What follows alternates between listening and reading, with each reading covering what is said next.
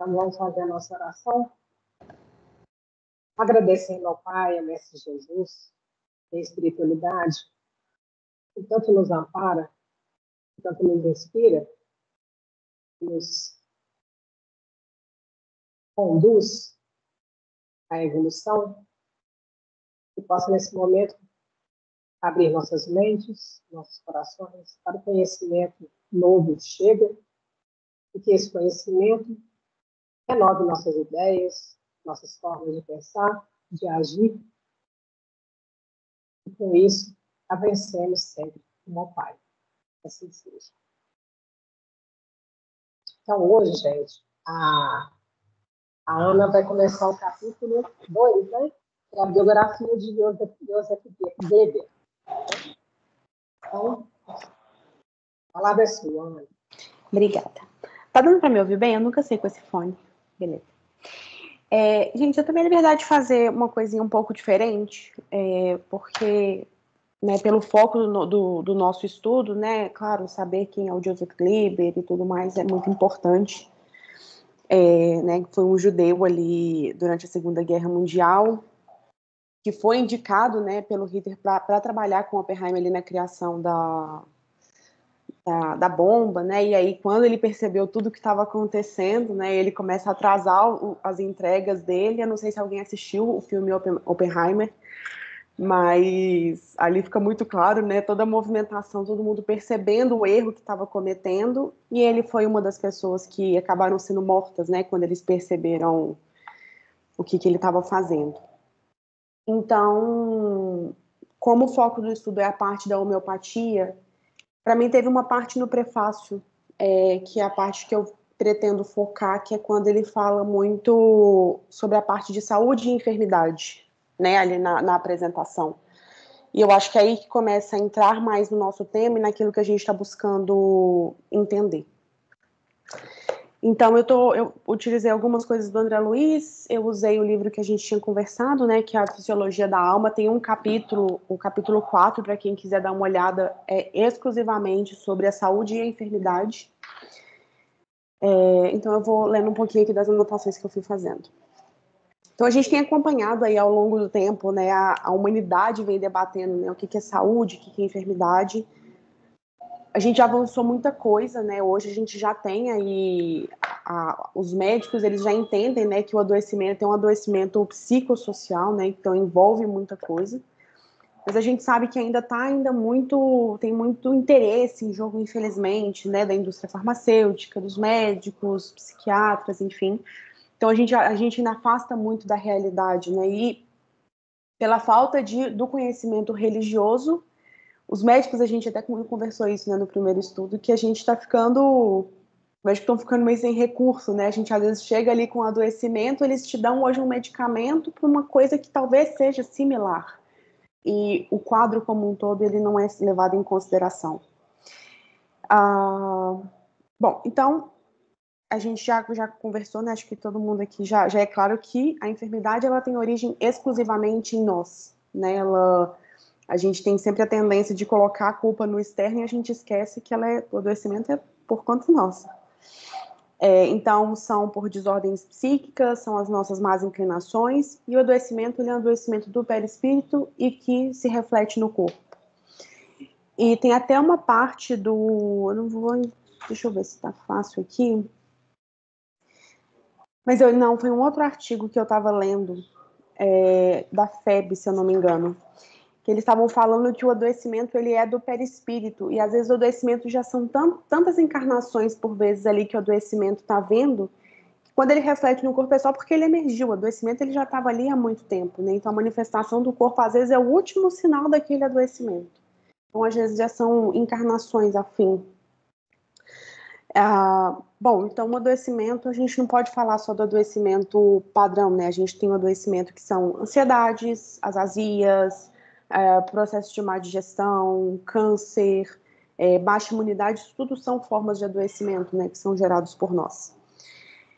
Então, com essa nossa baixa vibração, a gente ainda fica mais suscetível ali para receber as energias, né, de irmãos menos felizes, porque a gente está vibrando na mesma faixa. eu achei até interessante uma fala de um outro grupo de estudo que a gente esquece que quando a nossa vibração, a gente está se sintonizando com todo mundo, todo espírito no universo que vibra naquela mesma faixa. Então, a gente está suscetível a todos, né? Então, é um grupo muito maior do que a gente pensa. E aí eu coloquei aqui também porque eu escuto isso em vários momentos, assim, que o adoecimento é por conta de um espírito obsessor. Não é culpa do espírito obsessor. Ele está agindo sobre mim porque eu estou dando uma brecha para que ele age. Então, a gente precisa recalcular um pouco, né? E aí, no livro Entre o Céu e a Terra, tem uma fala do André Luiz que ele fala assim: a enfermidade como desarmonia espiritual sobrevive no perispírito. As moléstias conhecidas no mundo e em outras que ainda escapam ao diagnóstico humano, por muito tempo persistirão nas esferas torturadas da alma, conduzindo-nos ao reajuste. A dor é o grande e abençoado remédio. Reeduca-nos na atividade mental, reestruturando as peças de nossa instrumentação e polindo os fulcros anímicos em que se vale a nossa inteligência para desenvolver-se na jornada para a vida eterna. Depois do poder de Deus, é a única força capaz de alterar o rumo dos nossos pensamentos, compelindo-nos a indispensáveis modificações com vistas ao plano divino, ao nosso respeito e de cuja execução não podemos fugir sem graves prejuízos para nós mesmos. Isso está no capítulo 22, página 134. Então, eu sempre acho interessante, assim, voltar, eu estava até conversando isso com a minha avó hoje, como a gente ainda tem uma visão muito distorcida, né, ali do adoecimento, né, a gente quer se curar, a gente adoece, a gente quer se curar logo, mas acho que a gente raramente, né, se não quase nunca, a gente faz aquele raciocínio assim, por que eu adoeci? O que esse adoecimento ele vai me trazer de positivo? Só contando, abrindo uma aspas, assim, de um caso pessoal, eu estou com um problema de coluna. Com 28 anos, eu estou com um quadro tipo de osteoporose. Muito jovem. E aí, eu tentando tratar essa dor, assim, eu peguei e falei, eu não vou tratar mais. Eu causei ela.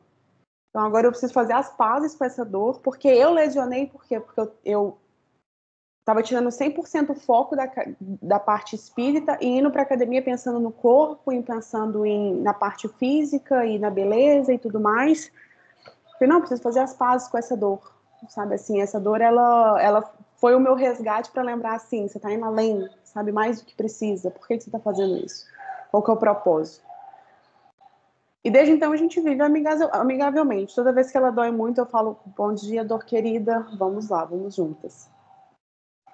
Só que a gente esquece, né, assim, já comentei, né, o quadro da dengue, quando eu tive a dengue, foi para mim o meu maior despertar. Então, eu acho que a enfermidade, sempre quando ela bate a porta da gente, assim, eu acho que valeria a gente fazer aquela reflexão, né, assim, o que eu posso aprender com ela e o que essa dor nova, né, o que esse adoecimento novo aí tá querendo me dizer.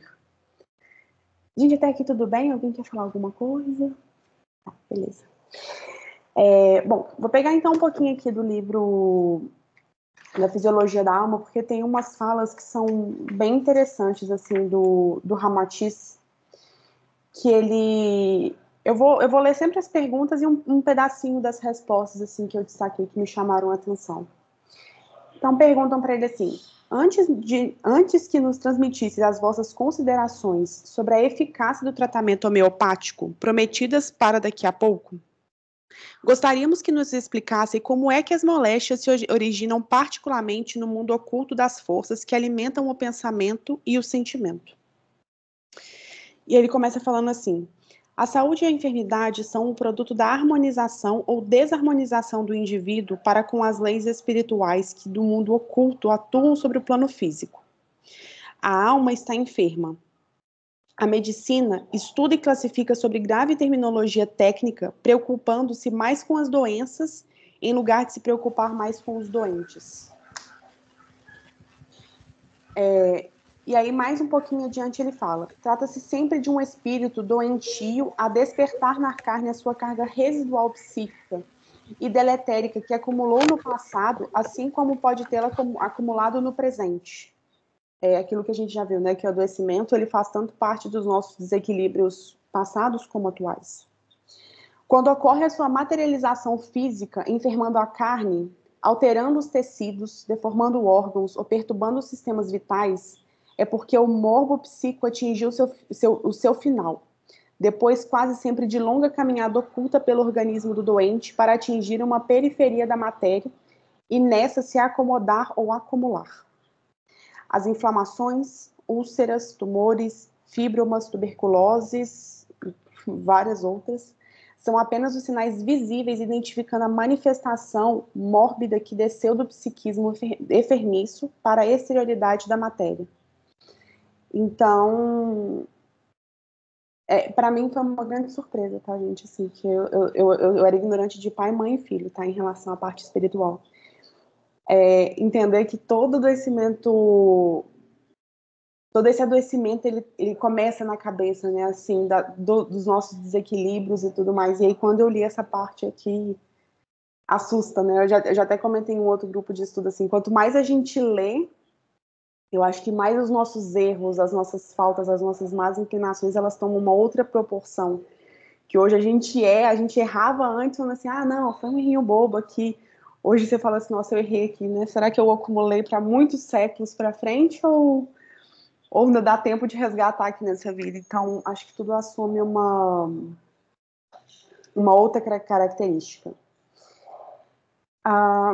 E aí, seguindo um pouquinho nesse livro, que ele pergunta, que poderíamos entender pelo aforismo de que a saúde e a doença vêm de cima para baixo e de dentro para fora? E aí ele fala do Samuel, né, que é o criador da homeopatia, considerou tanto a enfermidade quanto a saúde têm a origem primacial na mente, nas emoções, nos sentimentos e em todas as sensações da criatura, como um todo vivo, corpo e alma. O cérebro é o principal campo de operação do espírito. E aí depois ele traz ali mais algumas outras considerações, né, sobre o adoecimento, a parte dos chakras, né, que a gente entende pelos chakras. E depois ele comenta assim, que os estados enfermos providos das alterações do sistema glandular é que são particularmente mais sensíveis ao tratamento homeopático, pois eles têm sua principal base de perturbação na condição mental do espírito.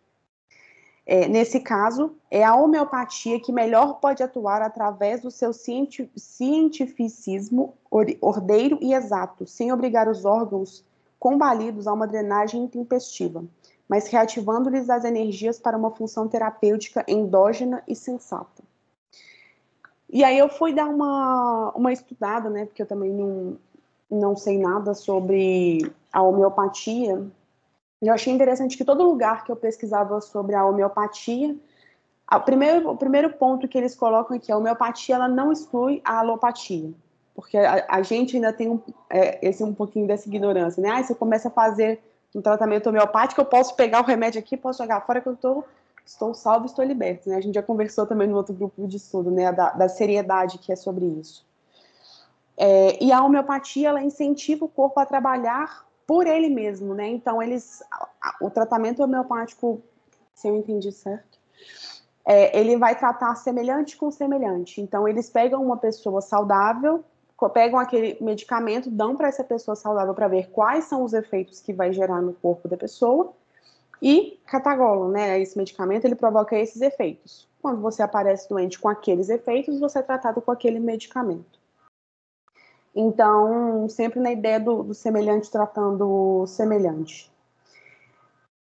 E aí eu peguei e estava pesquisando um pouco sobre a homeopatia, e aí eles colocam assim, eu acho curioso, assim, porque eu sempre sou da opinião, né? Quando muitas páginas estão falando a mesma coisa, é porque as pessoas estão pesquisando a mesma coisa, então todo mundo já dá as mesmas orientações.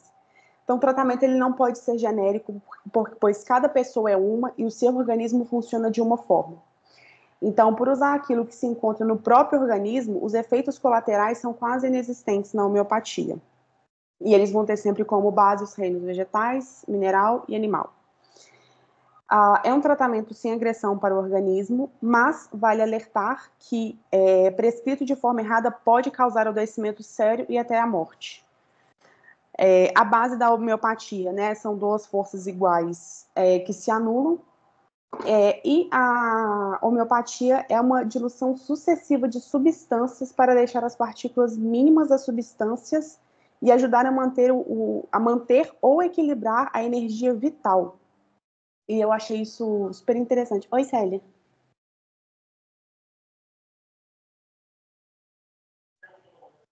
Eu acho que tem tanta coisa aí para a gente conversar. Sim. Primeiro, lá na biografia do Kleber, né, que a Patrícia fez um resumo muito bem feito, né, que é aquilo ali, todo mundo já sabe. Mas uma coisa que a Estela pôs, né, que é a questão da humildade, né, e do compromisso dele. Ele não pesou, mesmo ele sabendo das perdas que ele tinha, tipo a Madalena de Cusa, não, como é que ela chama? Teresa de Cusa, como é que ela chama, Estela? Que o filho pediu para ela abjurar e ela falou que não. Teresa de Ávila. Não, foi Teresa de Ávila, não, foi Cusa, a mulher de Cusa, como é que ela chama? Você está sem microfone. Joana de Cusa. Joana de Cusa. Então, o que acontece? Joana. E aí ele fez a mesma coisa. Por que ele fez? Ele sabia da seriedade da escolha dele e, mesmo assim, ele manteve a conduta dele, que era uma conduta super ética, né? Então, aí eu brincava ali, nosso compromisso, né? O nosso compromisso com a ética espírita, né? Com toda a doutrina, né? A questão do evangelho, tanto que a gente sempre fica pondo panos quentes, né? Justificando os nossos compromissos, né? Eu achei isso muito interessante do Joseph Kleber, né? Sim. E a questão voltando para o prefácio, acho que tem parágrafo que a gente tem que falar mais devagar, porque, por exemplo, todo o processo da homeopatia, ele vai trabalhar com a questão energética do órgão, né? Sim. Então, por exemplo, hoje a gente tem pessoas que, por exemplo, você tem que saber, a gente é muito, como é que fala? Atacadista, nós somos feitos por atacado. Como assim? Como significa ser atacado, por exemplo? O cara, você não sabe qual que é o horário legal do seu organismo, por exemplo. Se você come muito de noite, antes de dormir, depois das 19 horas, você não vai ter fome de manhã. Então, quando a pessoa entende o funcionamento adequado do organismo dela, ela vai saber que muitas das patologias clínicas, a Aline está aí para nos dar como é que fala, esse pronunciamento, que ela teve uma força de vontade incrível, né? Então, assim, é tudo, sabe, não é só questão da medicação, não. É o horário de dormir, como que você dorme, a questão de relaxar, a questão de o que você come, porque a homeopatia, ela trabalha com processos desiguais, mas ela trabalha com energia. Sim. Então, a energia do baço é uma energia, por exemplo, o baço, ele faz circular, né? O fígado filtra. Então, a homeopatia, ela trabalha com o princípio de função de cada órgão do corpo. Mas a gente não pode esquecer, momento algum, que é tudo mental. Tudo mental. Então, a gente tem que pensar, tem duas filosofias que falam assim, você é aquele que você come, você é aquele que você pensa. Verdade. Então, o que você pensa de você? Né? O que você acha?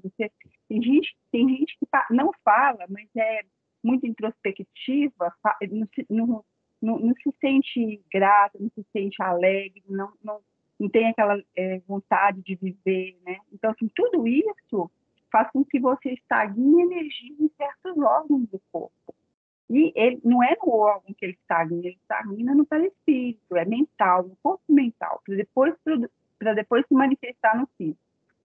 Tanto é que hoje a gente sabe que o câncer no físico é cura do perispírito. Olha que interessante, está indo para o corpo físico, está saindo, né? Então, assim, É, o livro que a gente está estudando às 18 horas, os livros que a gente já estudou, tudo fala que é mental, tudo conta que é mental, né? Que a questão é mental. E a molinha mestra aí que nós conversamos quarta-feira, né?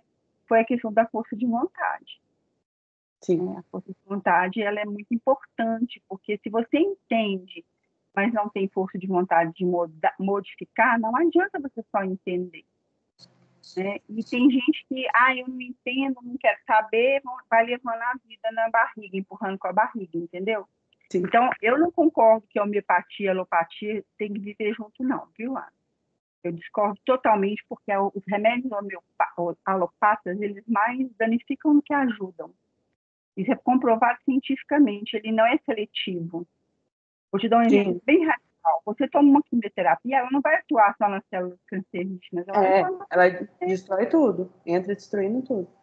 Mas, Roseli, pela fala do Ezequiel, em alguns aspectos que já vi, por exemplo, ele, em off, ele já indicou alguns remédios alopáticos, mas assim, não é nada para câncer, não é nada assim.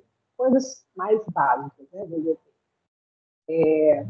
E eu vejo que ele faz um combinado ali, entendeu? Não é só, vamos abandonar completamente, não. Eu vejo que ele é raro ele indicar, mas ele já indicou, entendeu? Então, assim, ele já... a gente tem que ser radical em nada nesse sentido, não. Eu acho que a gente tem que fazer uma transição de uma coisa para outra. Enquanto a gente está remodelando nossa maneira de pensar, remodelando, renovando a nossa forma de agir, de sentir, de pensar, aí a gente pode ir transitando para a homeopatia. Mas ainda assim, desmamar assim, do nada, eu acho que a gente ainda não tem essa condição, ainda não. Entendeu? Até porque eu já vi também que ele, mais de uma vez, ele sempre recomenda, né? Para que você procure um médico, para o animal que você procure um veterinário. Porque aquilo que eu acho que a gente conversou no grupo de domingo de 6 horas da semana passada, sabe, Célia? Esse estudo aqui, os nossos estudos, eles vão para YouTube e tudo mais, e às vezes uma pessoa que não tem um conhecimento, né, ela já tem muita gente, por exemplo, que toma um antidepressivo e que a pessoa já não é muito estável no tratamento. Vê um estudo espírita, às vezes a gente falando assim, o tratamento homeopático ele é melhor do que o remédio, a pessoa irresponsavelmente tira o medicamento que ela fala assim, espiritualmente isso é melhor, e aí tira. A gente tem uma responsabilidade grande, sabe? Então eu acho assim, é sempre importante procurar um médico. Se você toma um medicamento, você ir fazendo o desmame com acompanhamento, igual a Aline já comentou, né, daquele remédio que você não sabia que era um antidepressivo. Eu concordo, assim, que e essa informação de que a homeopatia não exclui necessariamente a alopatia estava em todos os sites, assim, que eu pesquisei. Porque o nosso, justamente por trabalhar com energia, talvez o remédio homeopático, por vezes, ele não consegue ter, a gente não dá tanto espaço para ele atuar no nosso organismo. Concordo com você. Na verdade, eu acho o seguinte, a questão de falar com a pessoa para tirar, não, porque a homeopatia, ela é mais lenta a resposta dela. Então, a gente não sabe, cada caso é um caso. Então, por exemplo, chega uma pessoa, por exemplo, eu comi uma coisa que não me caiu bem. Eu não vou tomar um heparina, por exemplo, eu faço um chazinho de bolo. Sim. Eu vou tomar um Epocler, que é o mesmo princípio, só que um é químico, o outro eu vou ali no jardim, tiro uma folhinha de bolo, macero e tomo, daqui a pouquinho eu tô boa, porque está estimulando a função do fígado. Mas, assim, isso é cultural, entendeu? Então, a gente não pode tirar as pessoas, por exemplo, toda dor no corpo, você vai tomar um analgésico. Isso é paliativo, né? Aí, o que acontece? Eu sei que a minha dor de cabeça é por uma coisa que eu comi, que me fez mal, que atacou meu fígado, minha dor de cabeça é por causa do meu fígado que não está funcionando bem. Então, eu já tenho essa noção. Então, eu não vou tomar um dipirona, não vou tomar um remédio para dor de cabeça, vou tomar um remédio para melhorar a função do meu fígado e vou beber mais líquido. Então, isso requer um conhecimento. Sim. Então, as pessoas não podem fazer isso da cabeça dela, igual as pessoas fazem com a alopatia. Vai lá na farmácia e outra coisa que você acabou de falar que eu acho importantíssimo. é a pessoa prestar atenção no próprio organismo e entender. Porque, por exemplo, uma dor de cabeça pode ser uma coisa pontual, de, como você falou, assim, um ataque do fígado? Pode. Mas e se for um problema neurológico, pode ser um aneurisma mais para frente? Entendeu? Tem que investigar a causa dela. Mas, assim, se você sabe que você abusou da alimentação e logo em seguida dor de cabeça, bom, tudo bem. Agora, se a dor de cabeça persiste, aí você fala assim, tem uma coisa errada, vou investigar. A gente está com o remédio para dentro, quer ficar ali da dor, não quer ninguém quer pensar a respeito do negócio. Não quer investigar, não quer ter esse trabalho. Esse é o problema. E esse trabalho requer um esforço da nossa parte, de a gente se conhecer o nosso organismo, conhecer o nível de pensamento que a gente está, o nível de sentimento que a gente está alimentando, o nível de ignorância ou de informação que a gente tem. Então, assim, é um esforço de autoconhecimento mesmo. A questão que eu falo da homeopatia é o seguinte, ela requer duas coisas que você está falando. Primeiro, você tem que saber como que seu organismo funciona, saber que você tem algumas intolerâncias, porque, por exemplo, o meu fígado não funciona bem, mas sei lá o que eu plantei na minha encarnação passada, que eu lesei espiritualmente meu fígado e que eu tenho um fígado mais preguiçoso, né? Meu fígado. Então, assim, é uma coisa de outra encarnação. Ou então eu sou uma pessoa muito biliosa, muito raivosa, uma pessoa muito ignorante.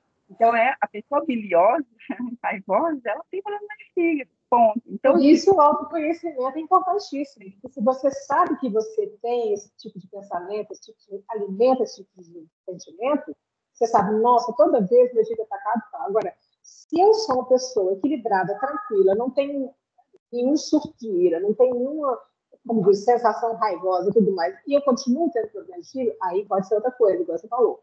Pode ser um tipo de problema que vem de outra encarnação, que a gente está aí, né, lidando com ela para poder espiar. Né? Eu já lesei meu perispírito, não tem como muito fazer gracinha, não. Posso amenizar alguma coisa, mas ficar completamente curado, não. Agora, a gente nunca vai poder parar de tentar melhorar. Isso a gente tem que fazer. Sim.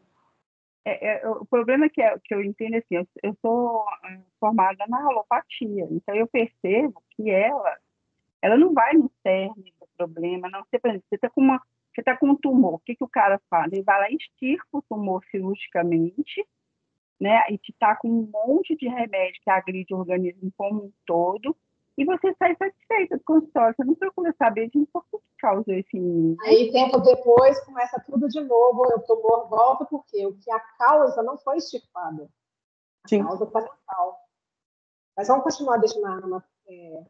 Não, eu achei até interessante uma coisa que a Célia falou, que é um assunto que ele já me interessa há muito tempo, que é a Ayurveda, que é bem a base disso que a Célia estava comentando, né? Porque a base da Ayurveda é você entender o seu organismo, entender que você tem os momentos de pico de energia durante o dia, você tem um momento que o organismo ele tá, e entender aonde os medicamentos, os alimentos, né, eles precisam entrar ali ao longo do dia, né?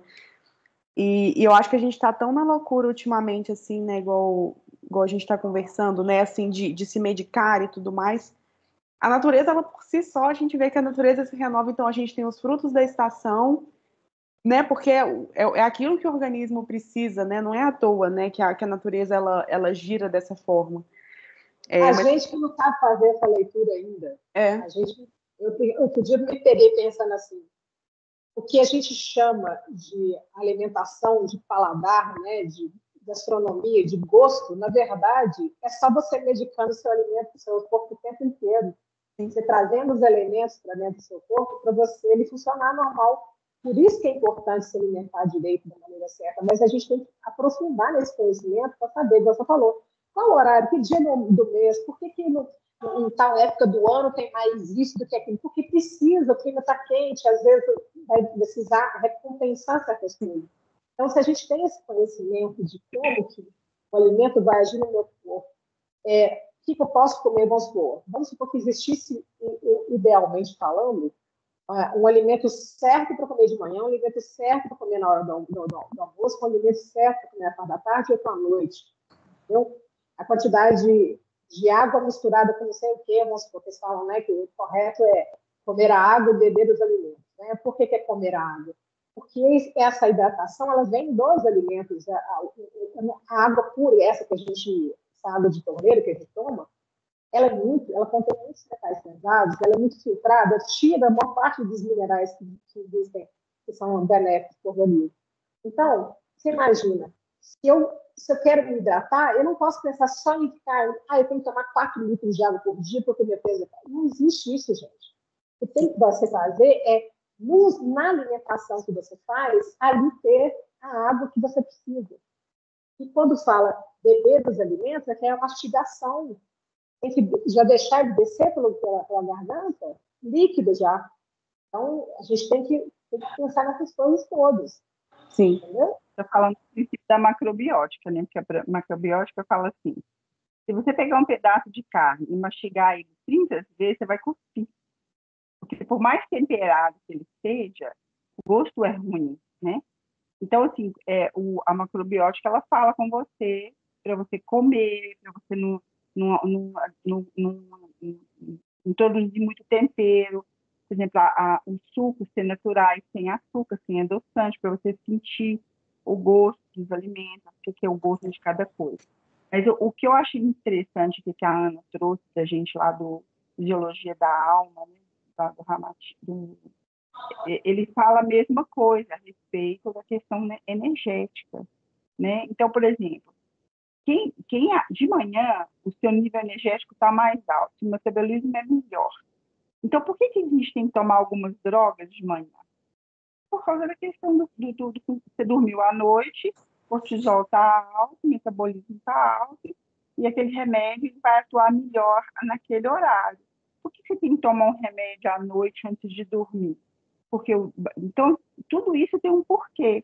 Agora, o que eu sempre vou falar de novo, não adianta a gente entender essa fisiologia se a gente não entende que é mental. Se você não... 100%. Jesus falava assim,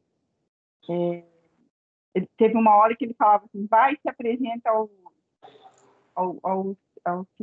cinema, vai, não seque mais, vai, não faz nada com ninguém, né? Você quer a sua. Então, assim, tem muito a ver, nós conversamos isso na quarta, né? Então, tem muito a ver com a energia mesmo. Então, o cara com o corpo mental que Jesus tinha, ele aparava tempestades, né? Quieta, né? Manda ficar quieta, mandando a natureza ficar quieta. Então, ele está ensinando para a gente que a gente tem esse poder de equilibrar as nossas células. O vídeo que o Williker postou, gente, aquele vídeo não tem que parar para estudar ele. Eu já fiquei até tonta com aquela coisa da exoplasmia, porque, assim, é muito complexo aquilo, e aquilo ali é a chave de tudo. Porque, dependendo, você faz uma enfermidade no corpo. E o Fisiologia da Alma fala a mesma coisa nesse capítulo, né? A questão da energia condensada, que você faz isso. Você faz isso com a sua mente, com o seu pensamento, não adianta você comer bem, dormir bem, se você não tem uma mente equilibrada, né? É tudo um conjunto. Sim. E aí a gente tem que lembrar também que esse conjunto não é só eu comigo mesmo, é eu com o externo, a natureza, com o ar, com as pessoas, com tudo em volta. Então, não tem essa de coisa isolada de nada. Nada está isolado de nada. Sim. Mas eu pode continuar. Então. Eu estava até conversando isso com a minha avó, né? O negócio o coração dela tocou pela primeira vez para ela ler um livro espírita, Memórias de um Suicida. E aí, na hora, saiu uma fala da minha boca, assim, que eu tenho certeza que não é minha. Que eu jamais teria capacidade. Que eu falei com ela, olha, os livros espíritas, ele tem um negócio. Toda a responsabilidade que a gente pega, assim, nossa, assim, que a gente distribui para todo mundo, o espiritismo, ele recolhe tudo e te devolve. Fala, não, toma que é seu, toma que o filho é seu. Mas se alguém tiver curiosidade, dê uma olhada sobre a Ayurveda. Assim, a Ayurveda é muito interessante nisso que a Célia está falando, assim. Porque ele também trabalha, assim como a homeopatia, com a ideia de saúde e enfermidade, né? Como que o próprio corpo ele trabalha, né? Porque, claro, a gente tem o adoecimento, ele é 100% da nossa cabeça, né? Ele origina na cabeça. Mas se a gente também não ajuda o corpo a trabalhar, a gente cria novos adoecimentos, né? Então, por exemplo, Já ouvi várias vezes de pessoas comentando, né, lá dentro da casa, eu deixo de dormir para estudar. Não deixo de dormir para estudar, não, dorme, o sono ele é importante. No sono durante o sono que a gente libera as toxinas, né? Essas toxinas elas precisam sair do corpo, que são toxinas que a gente só libera durante o sono. Então a gente. E nesse caso, é por isso que ninguém pode dormir com animal na cama. Ezequiel explicou isso. Não se dorme com animal na cama. Porque na hora que você dorme, libera as toxinas, ele falou que vai tudo pro animal. E pega tudo. Então tem que tomar muito cuidado com isso também. Não, a Ayurveda, a primeira recomendação dela é que essas toxinas elas são tão ruins que o ideal por isso da raspação da língua na Ayurveda, né? Porque são toxinas que, se você engole de novo, ela pode gerar um adoecimento, porque muitas dessas toxinas elas vão para a língua, por isso que a gente está com uma capa, né, ali na língua, é pura toxina. O ideal é que você não engula aquilo de volta. Então, aquilo que a Aline falou, né? A gente, claro, né? A reforma moral, ela sempre vai ser o ponto mais importante, porque ela é o começo de toda a enfermidade, é quando a gente faz a reforma moral que a gente vai também... Eu sei que a Estela não gosta muito dessa frase, depois que eu li também acontecendo na Casa Espírita, Estela, você tem 100% do meu apoio, crédito e débito não é a melhor expressão que a gente tem para usar, mas é a hora que a reforma moral ela sempre vai ser o começo assim, da gente cessar um pouco desses débitos, né, e a gente começar a repensar por que a gente adoece, o que eu tô atraindo para perto de mim, quais são as dívidas que eu tô contraindo, né? Aquele negócio, né? Acho que quanto mais grupos de estudo a gente entra, mais a gente tem responsabilidade sobre aquilo que a gente pensa. Então, eu coloquei aqui, né, que dentro disso tudo assim que eu estava buscando de informação para trazer, eu levantei então a reforma íntima como a primeira forma assim de se buscar a saúde. Não está na homeopatia, não está na alopatia, está na gente. Então, como que eu tenho conduzido as minhas ações até aqui, aquilo que parece irrelevante, assim, são as coisas que, às vezes, é o que gera os maiores desequilíbrios, né? Porque o que é relevante é porque a gente vai fazendo repetidamente e aí começa a passar despercebido. Então, eu acho que os grandes detalhes, a grande relevância, ela está nos detalhes. O terceiro, né, que é buscar uma casa bem dirigida. Acho que a Rosana colocou alguma coisa. Sim, que a Rosana colocou aqui. Penso, logo existo. Se eu existo, sou responsável pela minha existência. Tudo que eu crio retorna de forma suave ou cacetada. Concordo. E isso da casa bem dirigida, eu não vou cansar, assim, porque eu acho isso muito bonito do Ezequiel falar, né? Ele nunca falou, vem aqui nessa casa tomar passes, ou vá numa casa Nem espírita. casa espírita. Exato. Ele fala casa bem dirigida, nem espírita não é. Exato, eu particularmente nunca vi ele falando assim, uma casa espírita, busca uma casa bem dirigida, que cada encarnação ela pede uma coisa, né? Então tem pessoas que o coração está na Umbanda, que aquela encarnação pede estar na Umbanda, outras no catolicismo, que eu acho que a gente deve muito nosso respeito ao catolicismo, né? Ele trouxe a primeira cortina que caiu foi pelo catolicismo, ele abriu muita porta para o espiritismo, a gente sabe disso. Porque os espíritos trabalham em todos os tempos, não tem isso. Exato, ele assume a forma. Quando eu estava numa casa de Umbanda, uma das, né, que a gente chamava de entidade, né? Ele falou uma vez comigo, ele falou comigo assim: aqui eu assumo a roupagem de uma pombagira. Se eu vou numa igreja católica, de um santo, algo do tipo, se eu estou numa casa de Umbanda, eu sou um espírito, eles assumem a forma que eles precisam, né? E essa ideia, né? Claro, o mentor, ele é o seu mentor ali, ele está com você, mas os espíritos que trabalham com você, eles trabalham em vários outros lugares, não existe exclusivismo, né? As obras espíritas, elas já nos falam várias vezes, né? O trabalho é muito, os trabalhadores são poucos, então eles precisam se repetir, né? Então, isso é importante. E a terceira, ponto para mim, assim, que uma forma de buscar a saúde que às vezes a desordem, infelizmente, ainda é tão grande, né? O desequilíbrio é tão grande, igual a gente está conversando, que a atuação de médico, de um psicólogo, ela é essencial. Eu vejo assim que em momento algum, acho que a prova ali do Robson Pinheiro deixa para a gente mais do que comprovado, né? Esse negócio da gente achar que a gente vai vencer a enfermidade, o desequilíbrio sozinhos, ai de nós. Fomos feitos para viver em sociedade, a gente precisa uns dos outros aí para voltar ao nosso estado de saúde, né? Não é vivendo isoladamente, porque o seu mérito, qual que será o nosso mérito, né, de achar que chegamos espiritualizados do lado de lá, morando sozinhos no alto de uma montanha. Oi, Stella.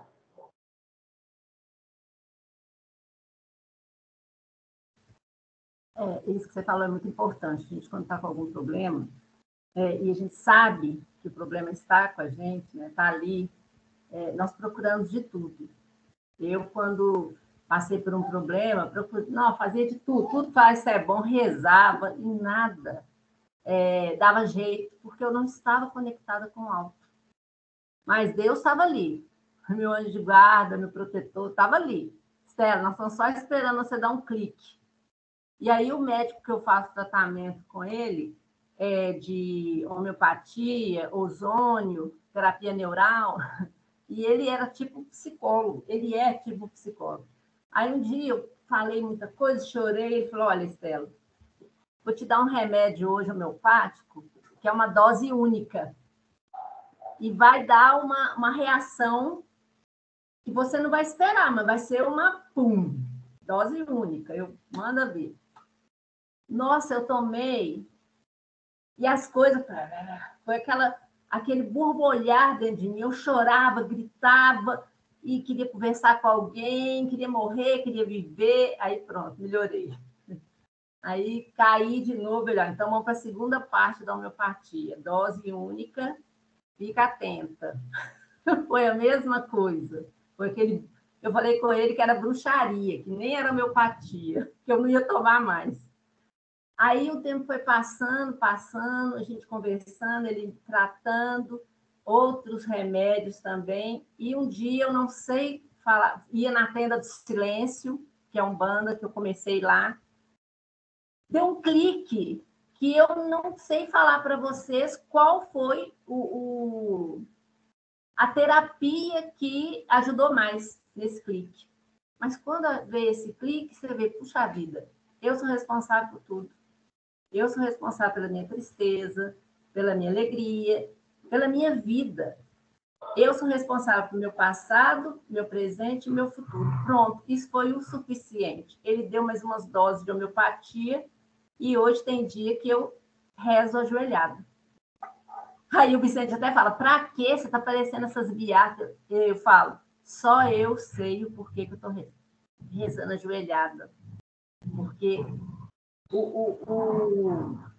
a graça que eu recebi de ficar lúcida, eu não estava lúcida, eu estava fora de mim. Aí, quando eu fiquei lúcida, eu falei, puxa, agora tem que agradecer todo dia. E eu todo dia agradeço por isso. Então, como você vê que a homeopatia, ela é excelente na nossa vida, contando com as outras terapias. Uma Sim. ajudando a outra a te equilibrar. Até a gente conseguir andar com as próprias pernas e fazer... Até dar o clique. Aí, quando dá o clique... E olha assim, eu sou espírita desde criança. Tem aquele negócio do que o Willi colocou, aquela palestra sobre ectoplasma, mas tanta coisa ali deu um clique, você vê que tudo tem a hora certa. Você pode estudar uma vida toda, pode ler uma vida toda, mas enquanto você não estiver preparada para receber e para interiorizar aquilo, você não vai. Os outros vão falar, e para você vai ser nada. Mas tem o dia do clique, a hora. Isso aí. O Ana, tem mais alguma coisa para acrescentar? Que nós já estamos assim, faltando 3 minutos. Fechamos. Mais alguém quer comentar nesses últimos 3 minutinhos? Aí eu só queria falar uma coisa que a gente falou de clique. Tem uma terapia também que chama binaural, que é com música. Você usa o fone de ouvido, tem que ser aquele headphone, né? E aí você vai usar ondas, música de acordo com a onda, né? Alfa, beta, teta.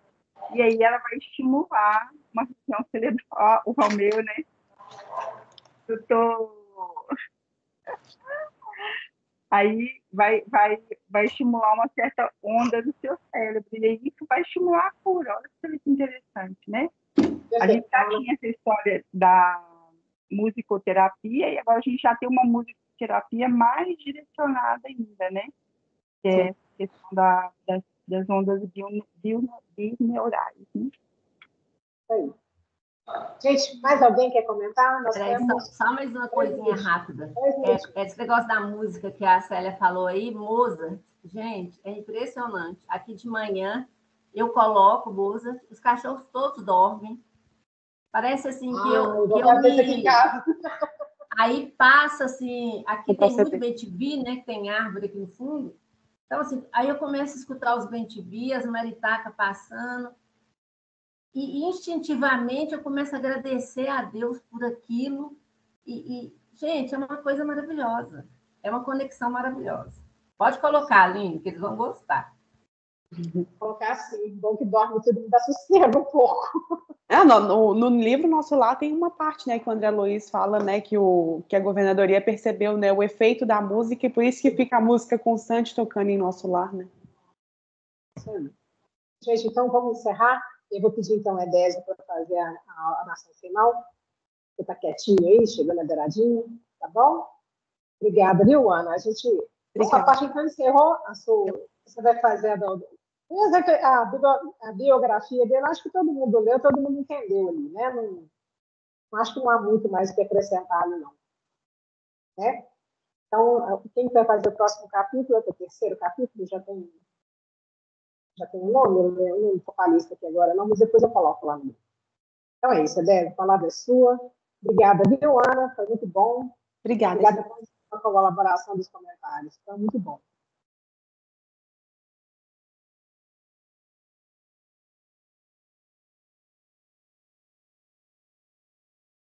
Oi? Está aí? Okay. Pode falar. Agradecemos a oportunidade desse estudo, dessa interação, né? Para que a gente possa, a cada dia, melhorar não só a gente, mas as pessoas que estão ao nosso lado. Então, eu agradeço de coração a participação e que a gente possa ir na semana, né?